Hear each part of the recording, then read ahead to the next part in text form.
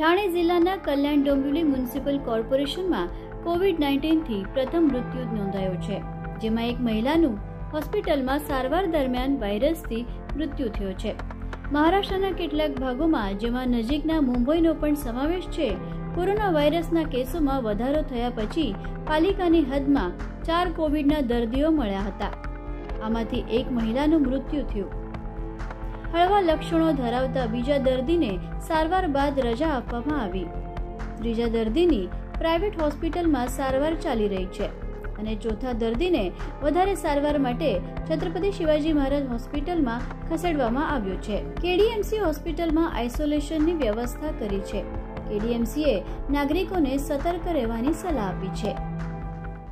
सध्या कल्याण डोंबिवली महानगरपालिकेच्या हद्दीमध्ये एकूण आजपर्यंत 4 रुग्ण कोविडचे सापडलेले आहेत। त्यापैकी एकाचा मृत्यू झालेला असून इतर 3 रुग्णांवर उपचार सुरू असून त्यांची तब्येत स्टेबल आहे।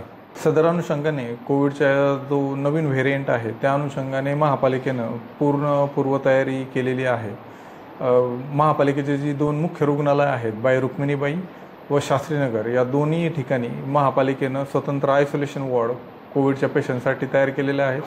आवश्यक प्रमाणात ऑक्सिजनची सुविधा देखील तयार ठेवण्यात आलेली आहे आणि उद्यापासून RT-PCR लॅब देखील महापालिकेमार्फत सुरू करण्यात येईल। नागरिकांना कल्याण डोंबिवली महानगरपालिकेच्या वतीने असं आवाहन करण्यात येत आहे की आपल्याला कुठल्याही प्रकारची श्वास घेण्याच्या संदर्भातील कुठलीही अडचण जाणवली किंवा अडथळा जाणवला आणि कोविड सदृश जर लक्षणे दिसून आली तर आपण कृपया तात्काळ तपासणी करून घ्यावी आणि आयसोलेशनमध्ये जाणं, जसं कोविडच्या पहिल्या 3 वेव्हमध्ये होतं तोच प्रोटोकॉल यावेळी देखील लागू राहील। आपण आयसोलेशनमध्ये जावं आणि त्याचबरोबर योग्य उपचार देखील घ्यावेत। सहव्याधी असणारे व्यक्ती आणि विशेषतः वृद्ध नागरिकांनी गर्दीच्या आणि बंदिस्त ठिकाणी जाणं टाळावं। बाहेर फिरत असताना किंवा बाहेर वावरत असताना आपण मास्कचा वापर करावा, वारंवार हात धुवावेत। त्याचबरोबर शिंकताना किंवा खोकताना नाक आणि तोंड झाकण्यासाठी रुमाल किंवा टिश्यू पेपरचा वापर करावा। सार्वजनिक ठिकाणी थुंकणं टाळावं।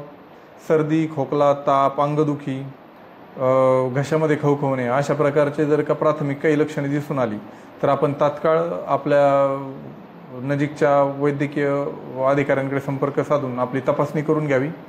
त्याचबरोबर सौम्य लक्षणे जरी दिसून येत असतील आपल्याला कुठल्याही प्रकारची तरी तात्काळ उपचार सुरू करावेत।